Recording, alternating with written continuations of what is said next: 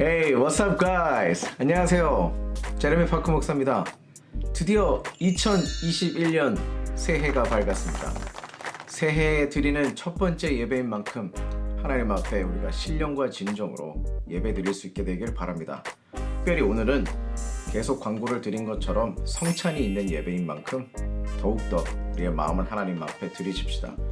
화면에서 예배를 드리는 시간이지만 성령 안에서 연결된 뭉쳐 예배 드린다는 마음을 가지고 하나님 앞에 나아갈게요. 흩어진 곳에서 예배할 때 함께 드리시는 가족과 혹은 홀로 드리시는 우리 예배자들, 정말 성령 하나님께서 오늘 이 예배를 통해서 하나님의 크신 축복을 여러분들에게 공급해 주시기를 주님의 이름으로 축복합니다. 2021년은 신축년이라고 합니다. 소의 해라고 하죠. 소하면 어떤 생각이 드시나요? 저는 소하면 겸손하고 온유하지만 그 안에 엄청난 강한 힘이 있는 그러한 이미지가 생각이 나네요. 2021년 우리 소와 같은 한 해를 보냈으면 좋겠어요. 하나님 앞에서는 늘 낮아지고 세상 앞에서는 온유한 성품을 가진 도심 속 수여자. 하지만 하나님의 일을, 하나님의 나라를 세워가는 미래는 강인하고 우직하게 성실하게 끝까지 우리를 끌고 가시는 하나님과 함께 우리에게 맡겨진 일들을 감당할 수 있는 그러한 복된 한 해가 되기를 바랍니다.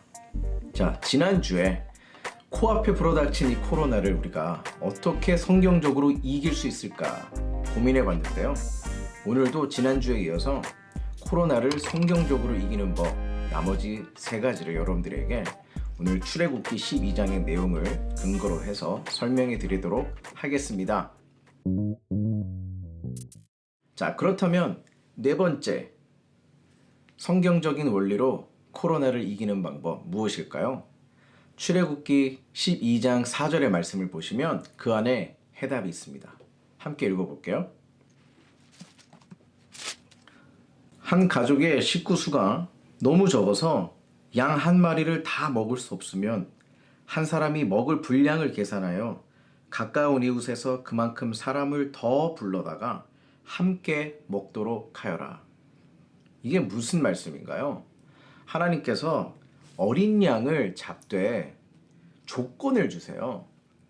한 가정이 한 어린 양을 잡았어야 되는데 그 가족이 그 어린 양을 다 먹지 못한다면 주변에 있는 이웃들을 불러다가 함께 먹어라 하시는 거예요. 그 내용 안에 어떠한 사실이 숨겨져 있는가? 바로 그 어린 양을 잡을 수 있는 형편의 가족이 있는가 하면 그 양을 잡지 못할 형편에 불우한 이웃들이 그 당시에 있었다는 것을 의미합니다. 하나님께서는 리소스를 함께 공유하길 바라세요. 바로 그것이 네 번째 방법입니다. 이 코로나 기간 가운데 우리가 무엇을 더욱더 적극적으로 연습해야 될까요? 바로 나에게 주신 소유를 이 어려운 기간에 정말 어려운 시간을 겪고 있는 어려운 형편에 있는 자들과 함께 나누는 것을 연습하기를 하나님께서 원하십니다. 제가 일전에 카운트 컬처라는 데이비 플랫 목사님께서 저서하신 책을 이곳 오시 지역에 있는 우리 형제님들과 함께 모여서 책을 읽고 대화를 나누는 시간을 가진 적이 있어요. 그 주제 가운데 한 가지가 재물에 대한 것이었습니다.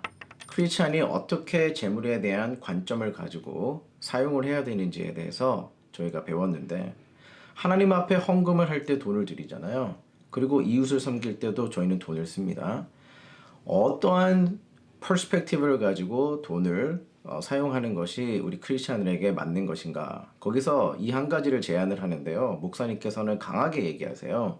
크리스찬이 하나님 앞에 헌금을 드리거나 이웃을 위해서 돈을 사용할 때 내가 드린 돈 때문에 당장 내가 불편함을 느끼지 못한다면 사실 그것은 온전한 의미의 헌금도 아니고 구제도 아니다라고 이야기를 해요.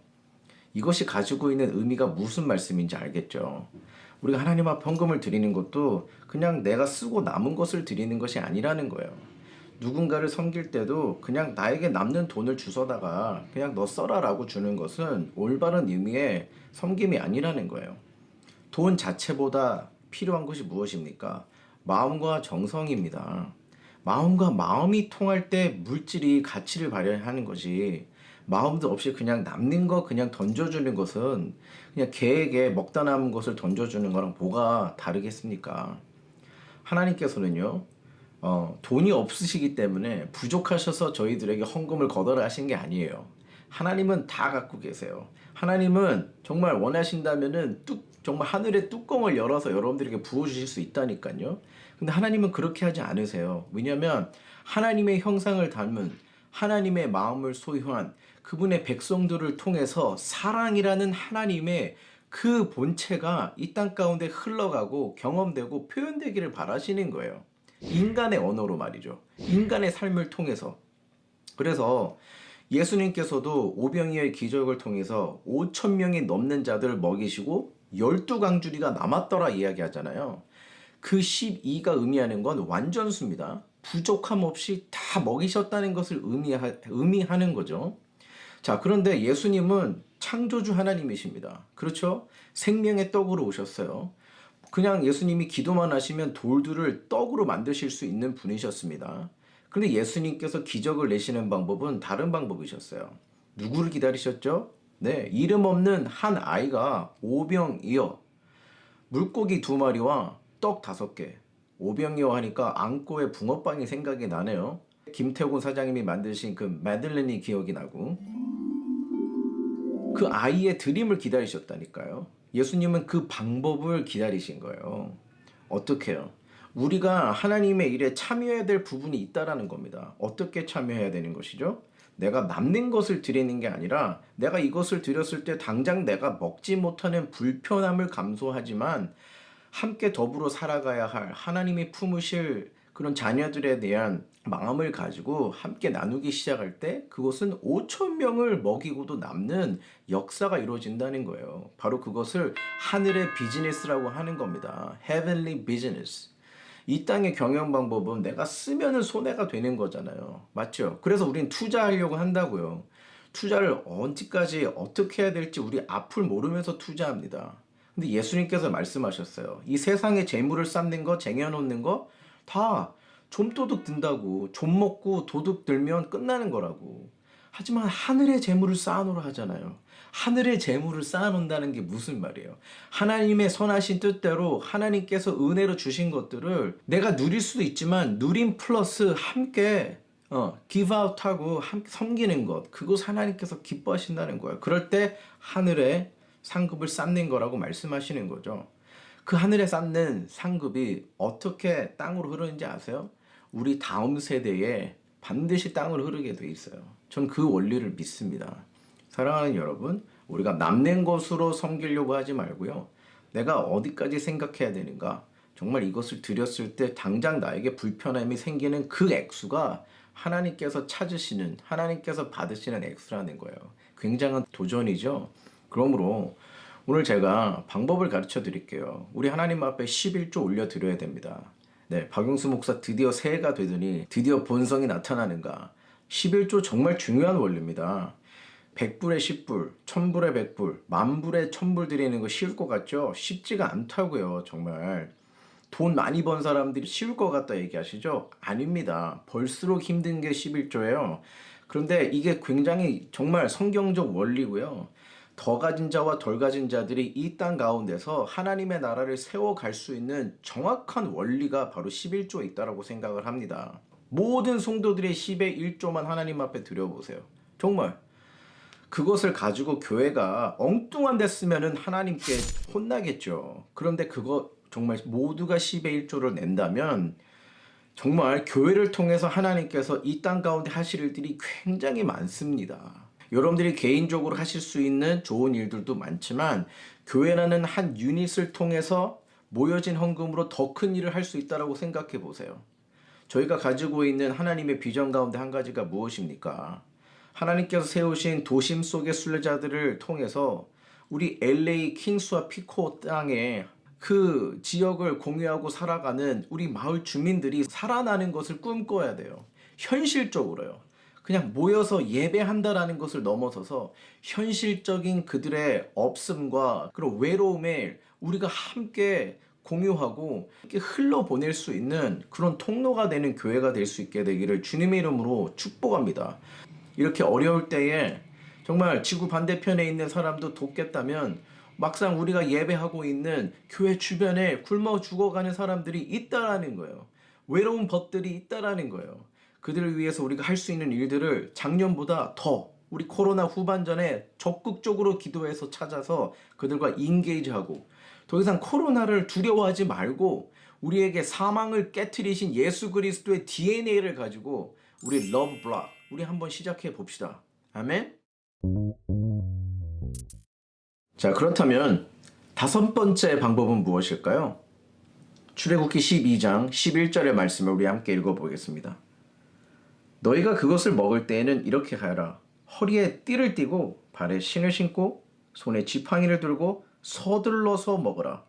6월절은 주 앞에서 이렇게 지켜야 된다. 네, 그렇습니다. 서둘러서 떠나기를 준비하라는 겁니다. 이게 무슨 뜻일까요? 그 재앙은 끝이 있다라는 것을 우리에게 말씀하시죠. 우리가 겪고 있는 코로나19 언젠가 끝은 납니다. 평생토록 이 기간이 주어지는 건 아닙니다. 그런데 도심 속 순례자 여러분들, 어차피 주어진 이 시간, 끝이 있을 이 시간을 우리가 어떻게 보내느냐가 중요하다 이 말입니다. 그저 하던 대로 살아가는 그러한 코로나 기간이 돼서는 안 돼요.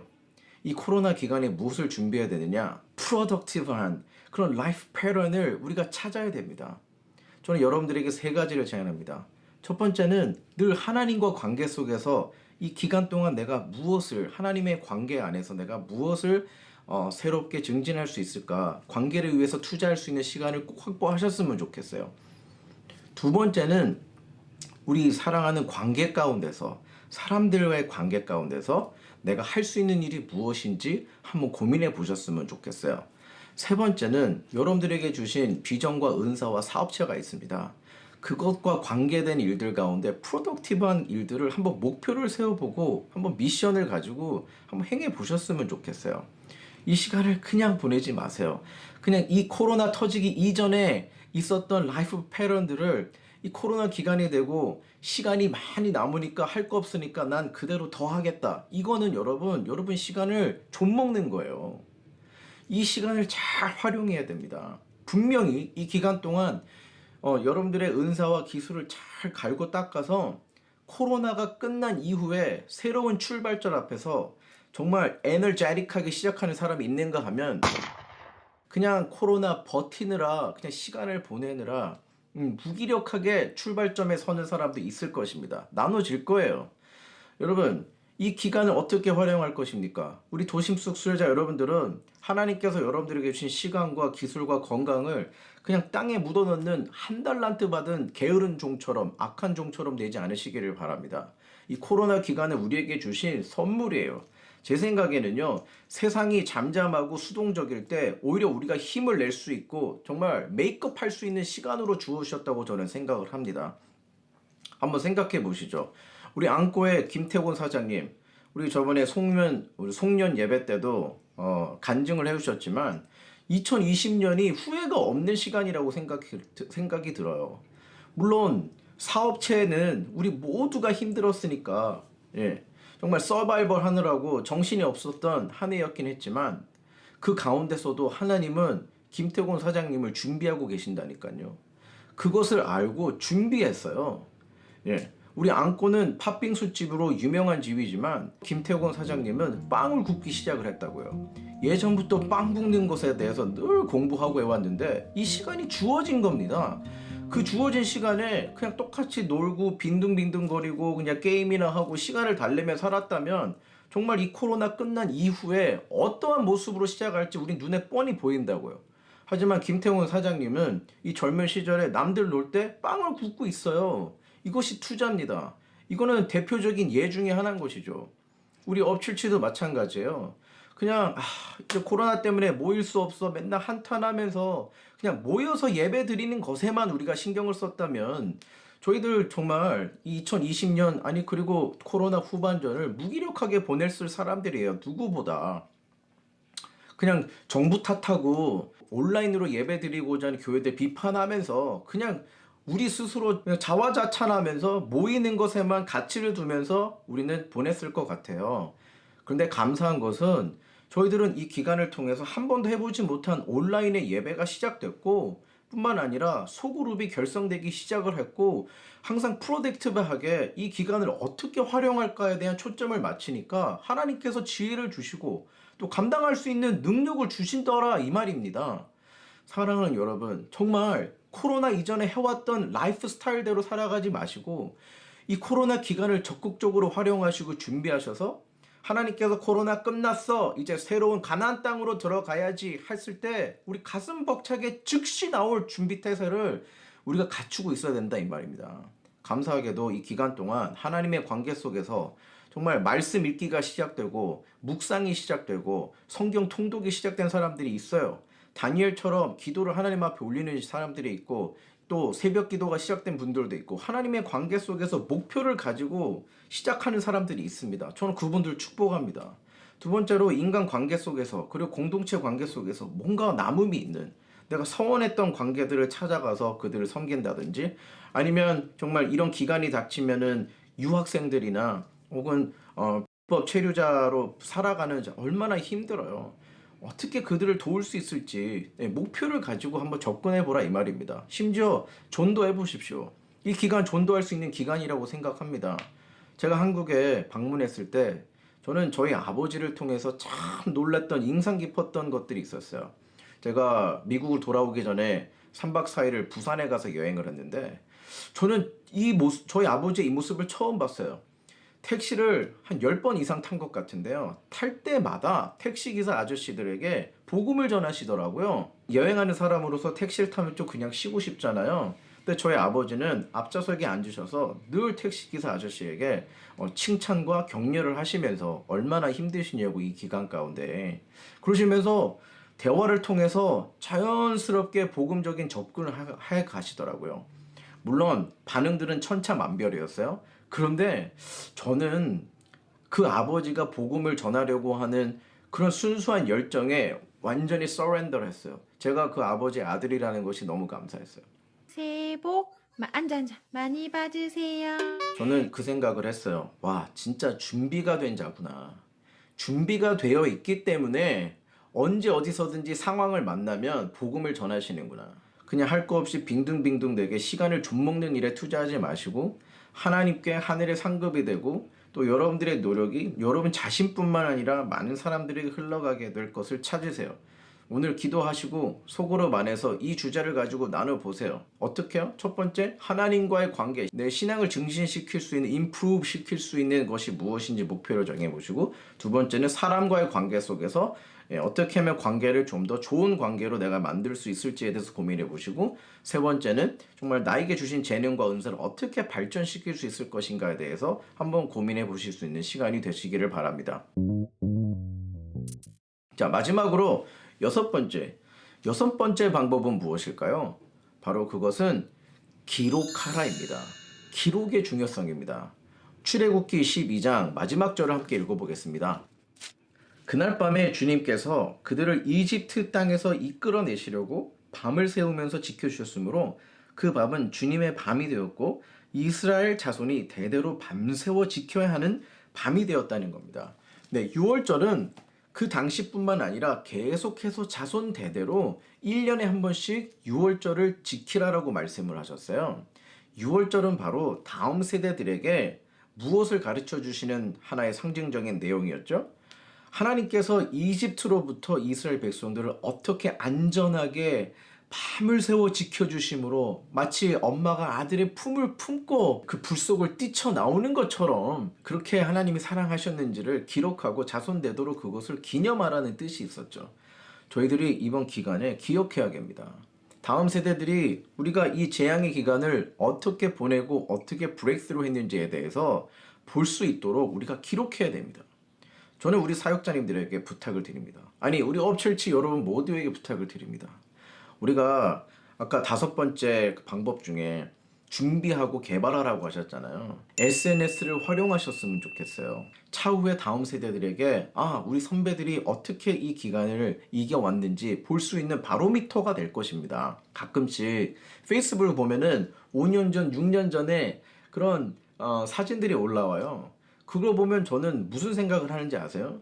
내가 과연 5년 전과 지금이 어떤 변화가 있었는지 볼 수 있는 시간이 되더라고요. 내가 과연 내가 믿는 대로 내가 가지고 있는 가치대로 잘 살아왔는지 볼 수 있는 기준이 주어지더라고요. 그리고 그 기간에 하나님께서 어떠한 은혜와 어떠한 능력을 베푸셨는지 볼 수 있는 좋은 시간이 되어줍니다. 저희 아버지와 어머니가 항상 다투시는 목록 중에 한 가지가 무엇이었냐면, 저희 어머니는 우리 아버지 볼 때마다 맨날 저거 쌓아놓지 말고 신문을 버려라, 신문을 버려라, 예? 하고한 날 글만 쓰시냐, 이렇게 잔소리하실 때가 있는데요. 근데 저희 아버지가 저희 어머니의 잔소리를 무색하게 하실 때가 많아요. 결정적인 사건, 위기의 사건마다 저희 아버지가 저장해 놓으신 그 데이터베이스 때문에 그 사건을 해결했을 때가 있으십니다. 물론 종종이지만 여러분 진짜 그래요. 저희 아버지께서 늘 그 목사님들과 함께 단체 사진을 찍고 나시면 늘 가운데 가세요. 늘 가운데 가시고, 그리고 노란 양복 혹은 흰 양복을 입으십니다. 특이하죠. 저 물어봤어요. 아버지 왜 굳이 이렇게 튀게 입으시냐고. 다음 세대들을 위해서 하신대요. 예. 저희 아버지가 옛날 손조들이 찍은 사진을 보면 누가 내 아버지인지 누가 할아버지인지 몰라보겠대요. 그래서 저희 아버지는 튀게 입으세요. 우리 할아버지구나, 우리 증조 할아버지구나 알아볼 수 있도록 하신다는 거예요. 전 거기에서 인사이트를 얻었어요. 맞다. 우리가 지금 겪고 있는 시간 속에 한 사건 한 사건들이 그냥 우리는 사진을 찍어버리고 잊어버릴 수 있는 순간일지 모르겠지만, 다음 세대들에게는 그것을 기념할 수 있는 중요한 기념비가 될 수 있겠다는 생각을 해본 거죠. 하나님께서도 아셨어요. 이 이집트에서부터 이스라엘 백성들을 꺼내오시는 이 과정을 담으라고 하신 거예요. 그것이 6월절 사건 속에 있는 겁니다.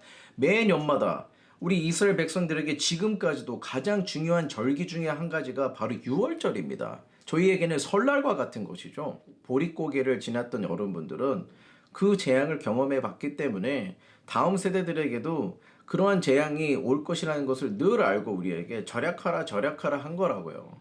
맞아요. 근데 우리 재앙을 겪어보지 않은 사람은 이런 날이 올지를 몰랐던 거예요. 그런데 겪어보니까 아는 거죠.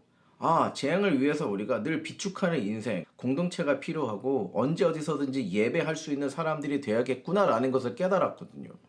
자, 다음 세대들, 우리 창성이와 같은 이 세대들이 지금 코비드-19을 이 어려서부터 겪게 된 거 참 마음이 아픕니다. 자, 이들이 앞으로도 계속해서 겪어 나갈 거예요. 그때 우리 지금 인생의 선배들이 이것을 어떻게 브레이크스루 했는지 기록하고 적는 것 굉장히 중요한 일이라는 것을 말씀을 드립니다. 우리 사역자님들 이 SNS를 적극적으로 활용하는 것에 모델이 되어 주셨으면 좋겠습니다. 댓글 눌러야 됩니다. 우리 쉐어해야 됩니다. 이런 잔소리 때문에 겨우 올리는 수동적인 자세가 아니라 이것을 가지고 어떻게 복음을 전할 수 있을지, 우리 다음 세대들에게 좋은 내용이 될 수 있을지. 여러분 만약에 SNS 하기 싫으시면요, 그러면 일기 쓰세요. 우리 이번 2021년에 더 적극적으로 기록하고 데이터베이스를 만들어 놔서 다음 세대들에게 도움이 줄 수 있는 그러한 세월로 보낼 수 있게 되기를 주님 이름으로 축복합니다. 자, 오늘 하나님의 말씀을 마치도록 하겠습니다. 우리가 코앞에 불어닥친 재앙을 어떻게 성경적으로 이길 수 있다고요? 6가지의 방법 한 번 더 기억해보고 우리 성찬의 시간을 갖도록 합시다. 첫 번째, 재앙의 목적을 알면 우리는 이길 수 있다 했습니다. 우리는 답을 가진 자들이라는 것을 잊지 마십시다. 하나님의 목적은 이 재앙을 통해서 하나님께서 사랑하신 자들을 더 사랑의 관계로 이끄시는, 구별된 자로 이끄시는 과정이라는 것을 기억합시다. 두 번째, 바로 어린 양을 준비하라 하셨습니다. 우리가 코로나를 이길 수 있는, 자신감 있게 이길 수 있는 이유가 무엇입니까? 이 코로나 가운데서도 사망을 이기시고 죽음을 이기신 그 생명의 예수님의 DNA가 우리에게 있다는 것을 기억한다면 코로나 조심해야 되지만 두려워할 필요 없는 존재라는 것을 여러분들에게 다시 한번 말씀을 드립니다. 자, 세 번째, 뭉쳐서 예배하고 흩어져서 예배하는 것을 연습해야 됩니다. 우리는 성령 안에서 뭉쳐서 예배를 드리고 있습니다.